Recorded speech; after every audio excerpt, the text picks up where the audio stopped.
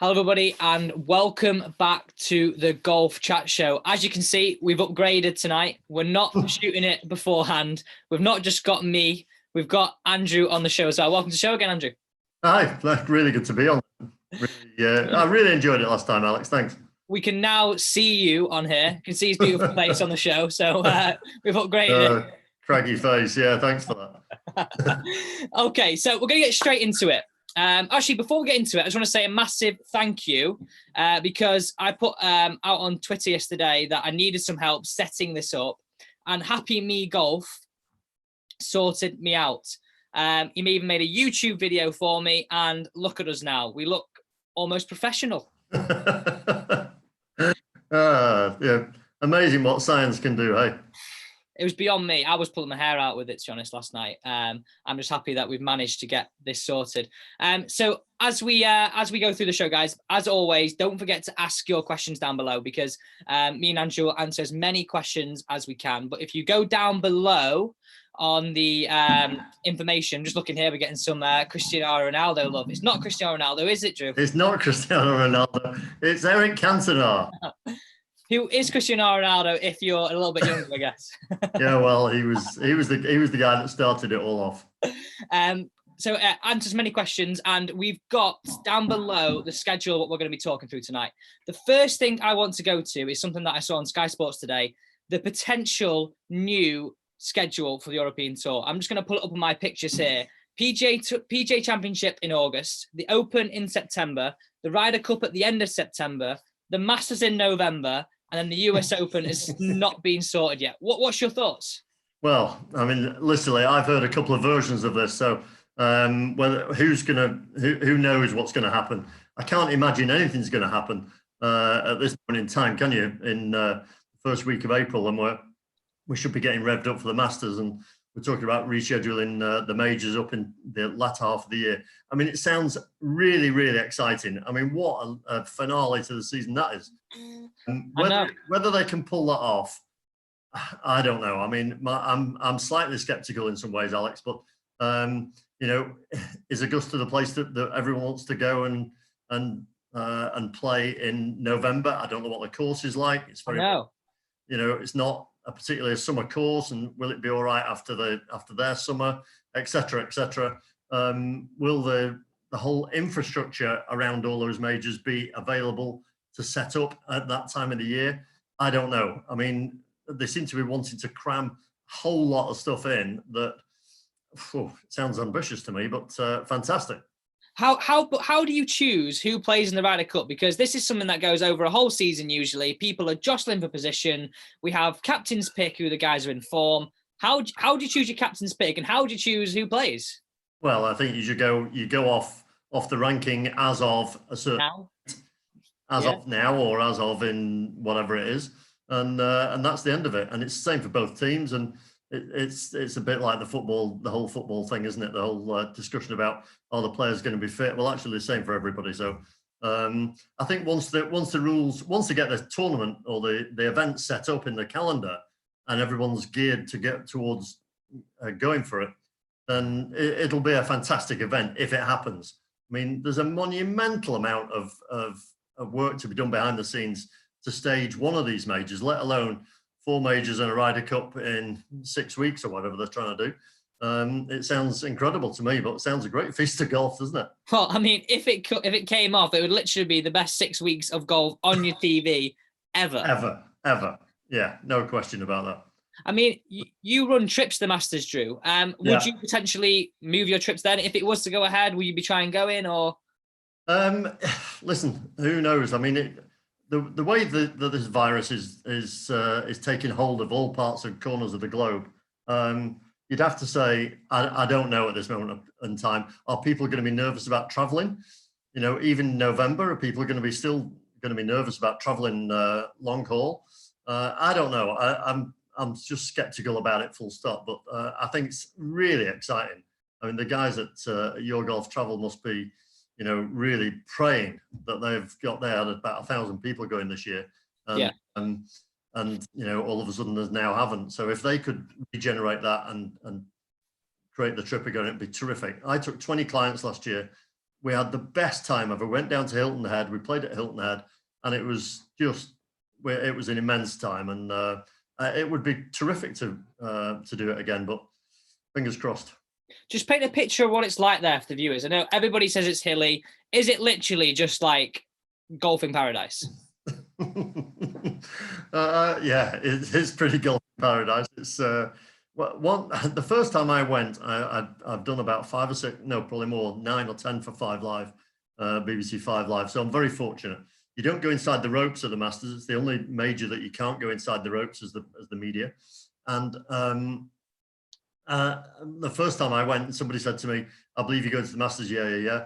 He said, "I'll bet any money you won't find a weed anywhere on the premises." And I said, no, I'm not having that. Gross exaggeration. And he anyway, he was absolutely right. I was going around looking for weeds, and you just don't find one.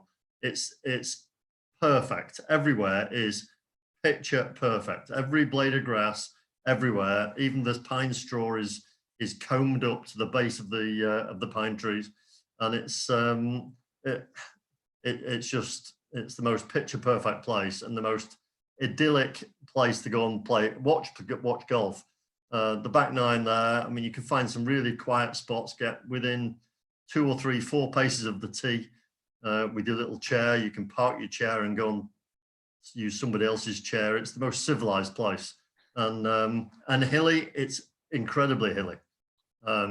Elevation change from the 10th down to the 10th green is, I don't know, it must be 100 feet, 150 feet.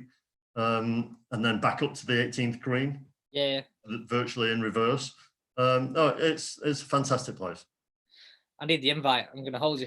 Well, why don't you and I host a trip? Now, there you go. There we go. Hilton Head for 2 days, then we'll go to the Masters. And if we don't do it this year, let's do it next. Okay, guys, comment down below if you would be interested in that trip, and we can definitely put something together if you guys are. So just on the Masters, Jordan Spieth is a past winner there. I've got a question here from Jamie Oliver. Do you guys think Jordan Spieth will ever win a major again? Now, in my opinion, I think he's too good not to win a major again, but his putting is looking very suspect. And for me, his game's built around that. That's a very brave thing to say, that. Oh, Jordan I'm being out there. I'm being brave.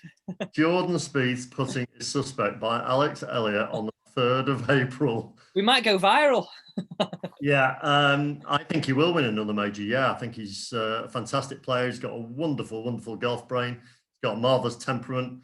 You know, people go through sticky patches with their golf careers, with different aspects of the game, and he's a quality class act, and it wouldn't surprise me at all if he didn't come back and win in the next year or so. I totally agree. I think that period where he won the Masters, then the US Open, I just thought this guy's, he was 21 at the time. He was like, or looked unbeatable with the putter. It looked unbeatable with any club, let's matter of fact. Yeah. Just qualify, Jordan Spieth is a very good putter, everybody. Much better than me, much better than I'll ever be. But I just wanted to say, for his standards, it's not as good as he could be. You know, he's going through a bit of a spell of, like they all do, whether it's a vision thing, whether it's a confidence thing, whether it's a technique thing. How would you come back from that? Everybody goes through, you've been around golf and good players for long enough, Alex, that golf, you've got to ride the waves a bit, haven't you? Sometimes you're driving it great and you can't hold the putt, and the next minute it's vice versa. So and it takes all aspects of their game to be at the top to win a major, I guess. So he'll be back, don't you worry. So just to let you know, we've had a few comments here. One from Paul Dolby saying out like an emoji because I've got a black. You did warn me from that. But also Jamie Oliver said, cool trip, do it. So we've already got one person saying they like the sound of it. So potentially we're going to be running a trip, hopefully this year, but probably more likely next year. Yeah. Also, we've had someone say, Drew, get those awful pictures down. I'll let you think about who. Do you want me to try and do that? No, is that a bit better? Okay, so next question on my list. This came from Instagram. And it's a topic that I think that came to my head the other day was, and I actually thought, how are caddies getting on now? because they literally earn their money week to week, depending on if the player wins or wins money, I should say, is where they really make their crust, really make their money to take home to their family, whatever it is. Now, how much do you think a caddy has for a pro, and how much influence do they have? But also, how are they getting on right now? Well, I think massive influence, by the way, and a good caddy, as you know, you've been there on the tour and on Tom's bag. You know how much you can be alongside someone, and maybe not. You might not be so vocal sometimes, but you know you're there and you're a trusted ally. The high pressure situations, and you do spend more time with a caddy than you do with your wife. There's absolutely no question about that. So you better get on. That's the first thing. And you better be able to react and know each other well enough to be able to be honest and truthful with each other. But that aside, so I think massive influence. Paul Dolby, who's just was asking a question before, he's right about that. By the way, your studio look. You need to put more I'll wear a bright colour tomorrow. I didn't think. I've tried to set it up like it looking all professional. I've gone with this. I've even put not a hoodie on for you, Drew, and now I'm looking like an emoji. Anyway, yeah, well, it doesn't matter. So I think the caddies do have a big influence, and you know, you do lean on people in the good and the bad times as well. Yeah. And then when you're looking at the caddies, the top guys, probably the top guys caddies will be on a retainer, and whether that retainer is furloughed, for instance, whether it's not, I don't know what the situation is with the top guys, Fleetwood's caddy, and Ian Finnis and all those top caddies. They'll be on a serious salary, I would have thought, but the top players can probably afford to keep their caddies in some sort of employment. I would say in some sort of furloughed sort of situation. But the lesser caddies, the lesser players won't be able to afford to do that with their caddies. So the likes of Tom or the likes of Chris Hansen, who was on your show yesterday, when they played, they were not big time Charlies, so they were not making a lot of fortune anyway. They were just getting by. They won't be able to afford to pay the caddy to stay at home. So the caddies are in the shtuck as well amongst with the rest of us in the golf industry. It's tough times.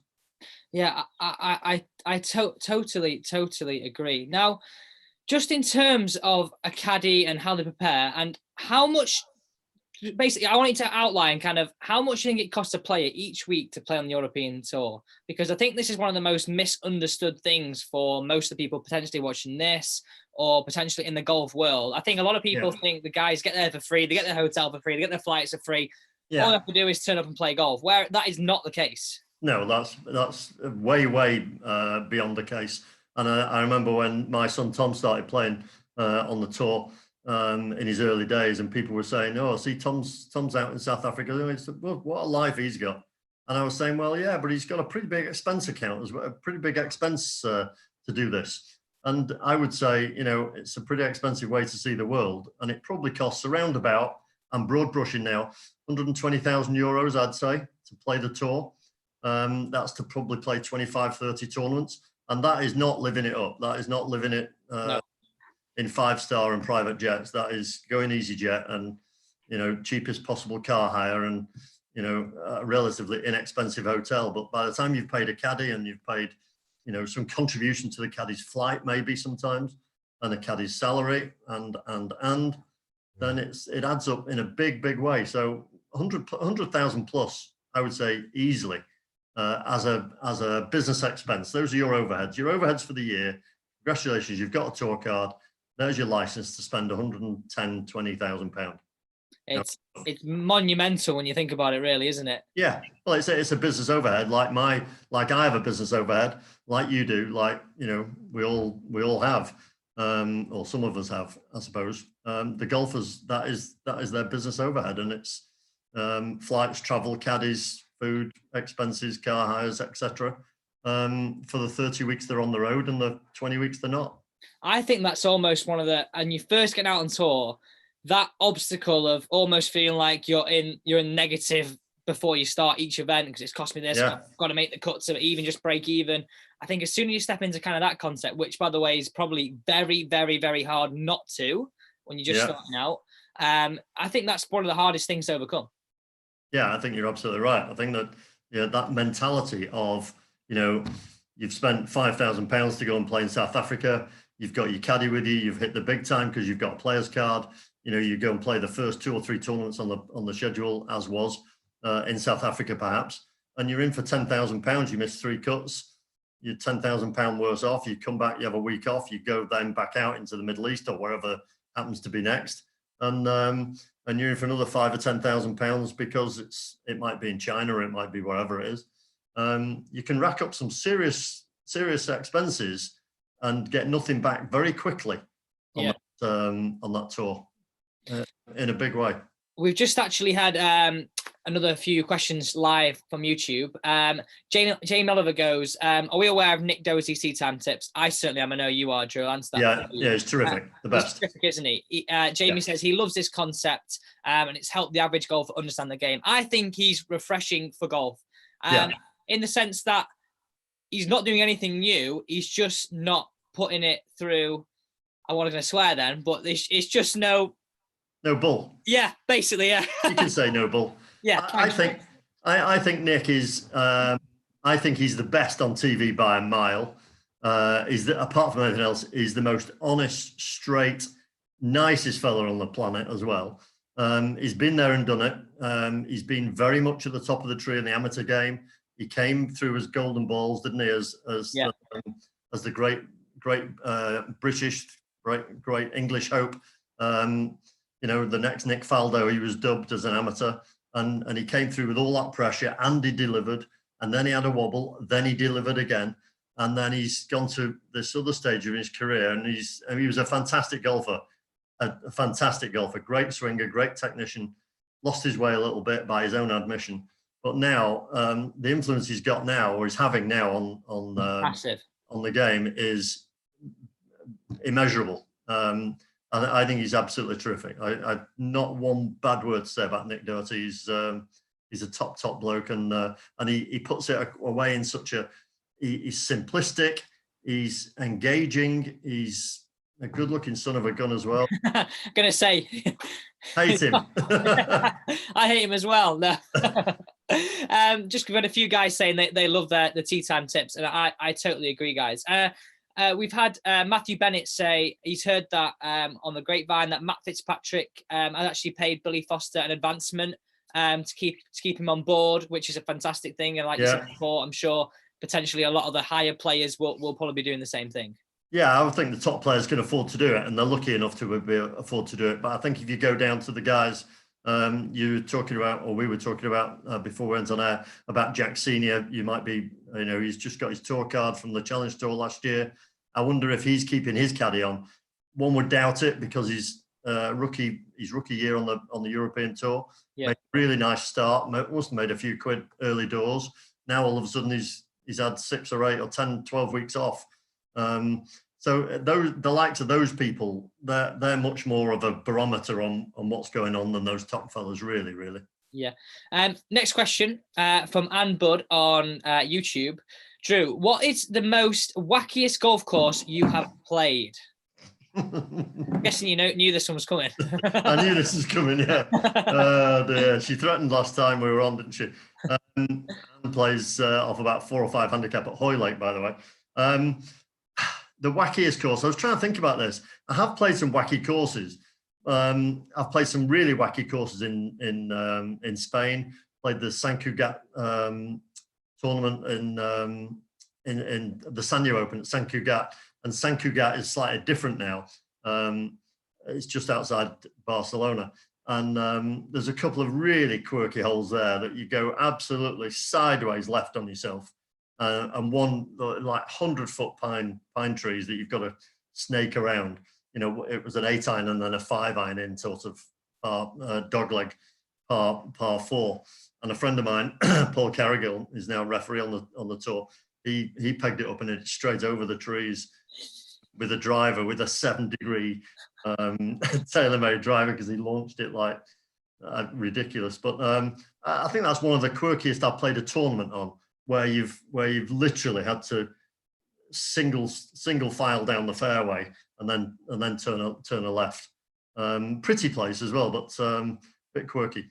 It's got to be hard there to control your ball. In play golf courses like that, I'd like to play them for fun, and for example, like as a social round. But golf course, like I feel you could in a tournament hit a decent shot and not get rewarded. And for me, as from a caddy's point of view and from playing, that would really frustrate me. Well, it's frustrating, but you know what? You've got to get on with it. Yeah, and it's the same for everybody, I guess. And it is absolutely the same for everybody. And if somebody will walk away, Neil Coles, I think, won that tournament. So I'm going back a long time. When you just had to fudge it round and be patient and take the rough with the smooth and get on and play it. Because if there was a tournament on the moon, there wouldn't be many fair bounces up there either, would there? No, that is very, very true. There might not be any bounces. So there's a massive, massive point in golf, especially over the last kind of like 3 or 4 years, slow play. We know a few players that have been the culprits of it or suspected culprits of it. Do you think golf has to change to combat slow play, or do we have to change the rules slightly to make people speed up? Long one, that, isn't it? It's a multi question. I think we've got to identify the slow players for a start. And I think, when you're on the clock, and some people may or may not know this, but when you're on the clock at a tournament, the referee comes and warns you. You're behind time. You're not up with the game in front. The game in front of behind, so you've got to step on it a little bit. You get 40 seconds to play your shot. Say, when it's your first, I think it's 45 seconds to play if you're first up. Maybe 40 seconds if you're second up, thereabouts.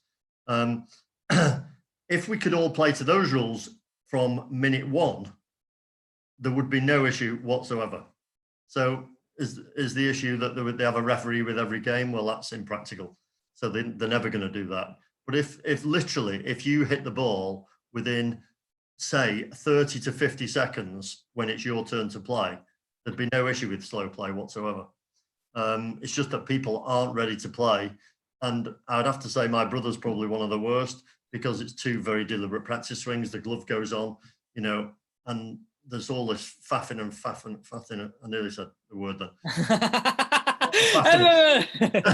A lot of faffing about, anyway. But you've got to be ready to play, and there is an art to being ready to play when it's your turn, and it's not chit-chatting about this, that, and the other, and then all of a sudden realizing it's your turn to play, getting your glove on, and then getting the yardage Bushnells out and all the rest of it. So there is definitely an issue, and I think ready golf has helped a little bit.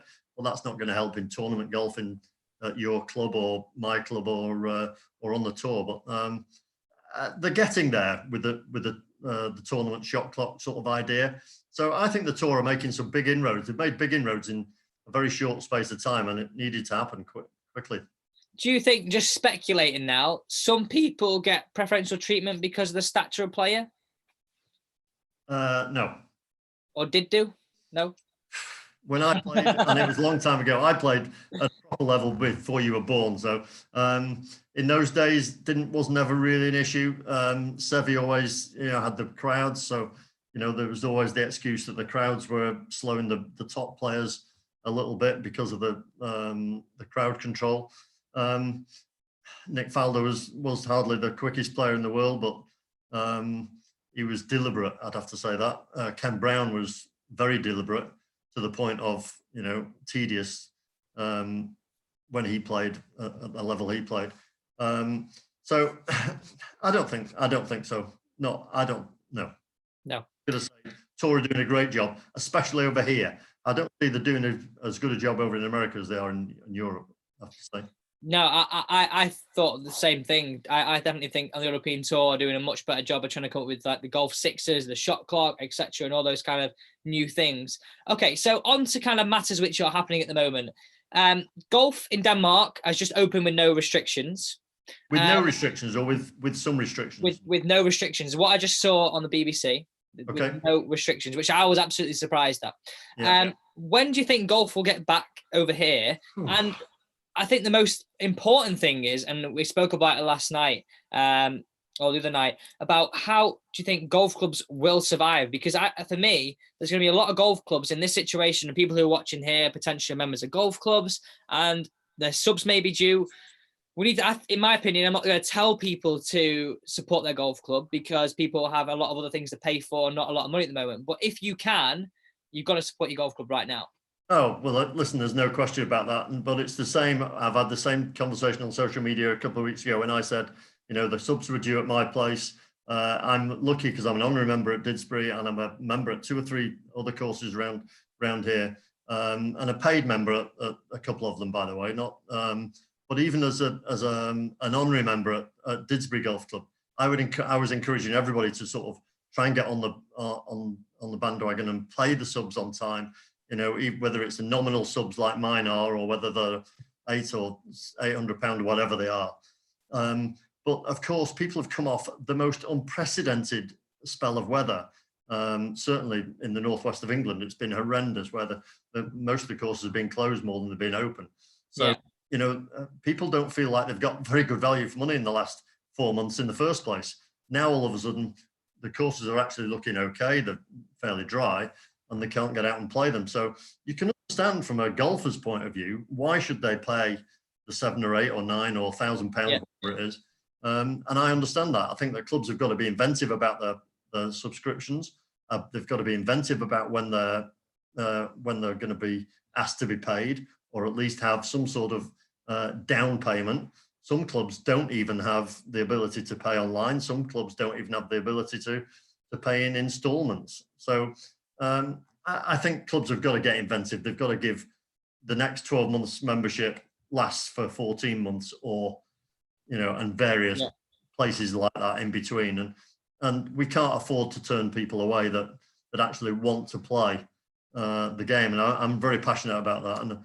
But I would say that your club needs you more than ever now. And if we can possibly, and I got slated for it a little bit by some people, by saying, it's all very well for you, you're a pro, you can play anywhere. Well, that's actually not quite true. That I would support the local club, because that club is not going to be there if we all decide to not support it now. They'll close the doors within 2 years. Yeah. Not many of them have got the reserves to last 2 years, let alone anything else. So listen, who knows when we're going to get back? It could be another 6 weeks. Who knows? It could be, halfway through the year, and we've then got 3 months of a playing season. Then how do you justify £1,000 to your partner in crime, your partner in life, and your wife or your spouse or whatever? It's a very, very tricky one, and golf has got to really be inventive. And there's going to be loads of places, without any question, will go to the wall pretty quickly, I'd say. Yeah, I totally agree. Gone are the days where golf clubs have got a surplus of money, surplus of members, joining fees, and they're virtually unheard of now. Yeah, no, I mean, there's a few around here. We're lucky in part of Cheshire. Some of the parts of Cheshire are fantastic, and they're well supported. But there are many other parts of around here. There's 140 courses within 30 miles of where I live. Yeah, a lot of golf courses, and with not many golfers, and all of them pretty cheesed off, and obviously got financial restraints of companies. They've been furloughed. They've lost their jobs. Who knows where we're going to go next? Yeah, it's a horrible worrying. It is, but hopefully, if we all pull together a little bit, we can get through it. And the country as a whole has showed fantastic spirit so far. So fingers crossed. Yeah, I totally agree. I mean, even last night, people out on the street here again clapping.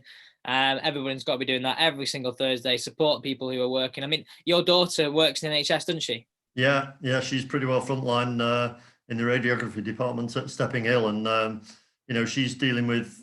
She hasn't got the right protective gear or sufficient protective gear. The government needs to stand up and sort that out. How on earth they've been left short for so long is criminal in itself. But that's another subject altogether.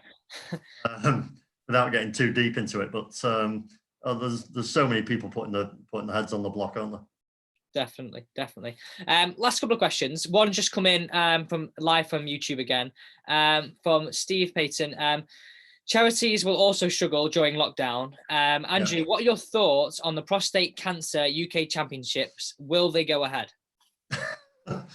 Steve from Deer Park up in Scotland. Massive supporter of prostate cancer. I do know Steve. In fact, funnily enough, I've got my prostate badge on. Can you see that? We can now. Yeah, very proud to be an ambassador of prostate cancer. I've worked alongside those guys for 6 years now. And through me and Strixon and the European Tour, we got them involved in golf in the first place. And the PGA are now taking prostate cancer as a chosen charity as well. So golf's, they have made an enormous inroads into the impact in golf clubs, to the point of almost raising almost £1 million this last year through golf and golfers. So massive part of all charities. I work alongside 2 or 3 very good charities, prostate being one of them, and it's criminal really, because the golfers contribute so much to the charities and have a great time doing it that the charities are missing golfers in a big way. Are the championships going to go ahead in September and October? I hope so, Steve. I've got 6 in my diary so far. We're hosting 6 all over the country. Another one in Northern Ireland again this year. So it's been a huge success that in promoting prostate cancer and golf and having a good time and raising a few quid. So God willing, we'll be back as soon as we can. Fingers crossed we are. I think we're all hoping to be back as soon as possible.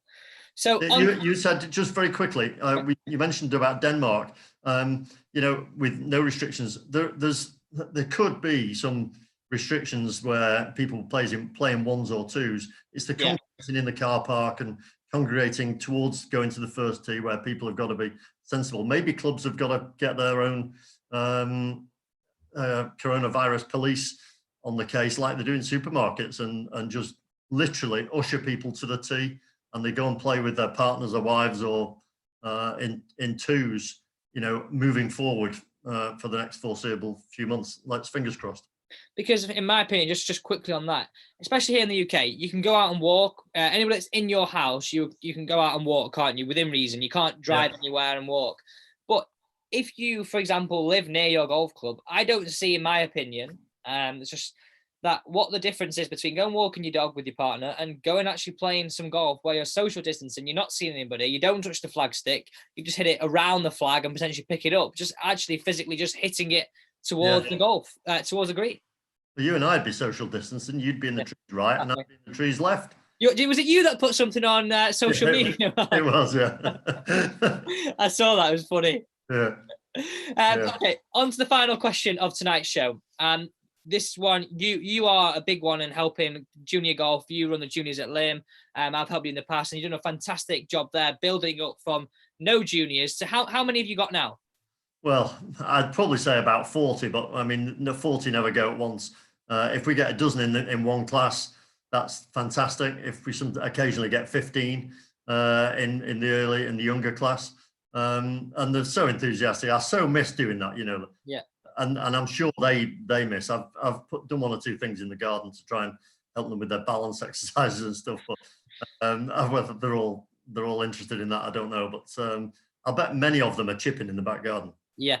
What do you think's got to be done? Because without people like you doing it, there's not many people who are helping grow golf, in my opinion, that for the future of golf, especially in the UK, to get English talent to play on the European Tour, we've got to get them from a young age, get them excited at golf, get them playing golf. Otherwise, in 10 years' time, we may not have any of them. No, I think that's fair dues. When you mentioned this pre the show, I was thinking about English golfers, and I did actually have a quick look. How many English golfers do you reckon are in the top 25 of the world rankings? I'm going to just think. I'm going to give you. You're going to have to give you a quick answer now. I reckon 3. 5. So Tommy Fleetwood, Eddie Pepperell. No. Well, I've gone Fleetwood, Poulter, Rose. Yeah. Then I've gone into Hatton, Westwood, Pepperell. Yeah. Willett, Lewis. There's 10 anyway in the top 80. but there's 5 in the top 25, which I thought was pretty significant. That's massive, yeah. More English players in the top 25 than any other nation apart from America. How do we maintain that though? Because because we just keep doing what we're doing. Peter Barber, Pete Barber, the England coaches, those handful of England coaches that are bringing on the English teams are doing a fantastic job. Otherwise, this young talent, Matthew Jordan, Matthew Jordan, Matthew Jordan's come out of the ranks. Fantastic player. He's got loads of talent. Got a European Tour card this year on the back of a successful Challenge Tour. So there's a lot of young English players. We could nearly get our own English Ryder Cup team when you look at the list I just compiled very quickly. So there's a lot of good English players, and it's surprising there's so few from the other home nations in some ways, because they're all doing the same thing. But I suppose England's got a bigger pot to draw from. But we've just got to keep doing it. And I think the golf pros have got an enormous responsibility bringing juniors into golf. And whether they're not going to the schools enough, we've all got to be inventive. Now the kids aren't going to be back in school until September, probably most likely. So if they're allowed on or near a golf course, we as members have just got to be embracing to the fact rather than tutting at the running around the putting green and stuff. Yeah, exactly. I've got to be a bit more tolerant if we can. I totally agree, and I think there are golf clubs in the area that are adapting and are changing and are setting a role model for potentially other ones. Yeah, absolutely. And there's some great pros around. There's there's many pros around that do 100 times more than I do. I do my bit on a Sunday afternoon down at Lymm, and that's just about me. But there are loads of pros that make a real commitment to junior golf, and we just need more of them. I totally agree. Thank you very much for your time, Drew. Time has really good to see you. If I could just give you a tiny bit of advice on your fashion wardrobe, the screen behind you is great, but not with a black top. I'm going to improve this for tomorrow night, so make sure you actually hear tomorrow night. Make sure you watch it. It's been terrific. Thanks very much for having me. No, thank you very much. And guys, if you are watching now, I'll leave Andrew's website details, Twitter handle, and Instagram all down below. Check out what he's doing. Check out his trips that hopefully going to be abroad. And if you watch him at the start of the show, if you do want us to do a trip to the Masters, we're going to say next year, probably most likely, comment down below. Let us know, because we will happily run a trip. Golfing before Masters, I think it sounds like a great trip. I think Hilton Head. We've got to go to Hilton Head. You and I have got to go to Hilton Head. Yeah, I totally agree. I've never been. It's on my bucket list. So come on, guys, join us. So tomorrow night on the show, we've got Jack Senior. Andrew mentioned him earlier in the show. Rookie year on the European Tour. So it's going to be interesting to hear his views on several topics. Thank you for joining us, guys, and we will see you tomorrow at 7 p.m.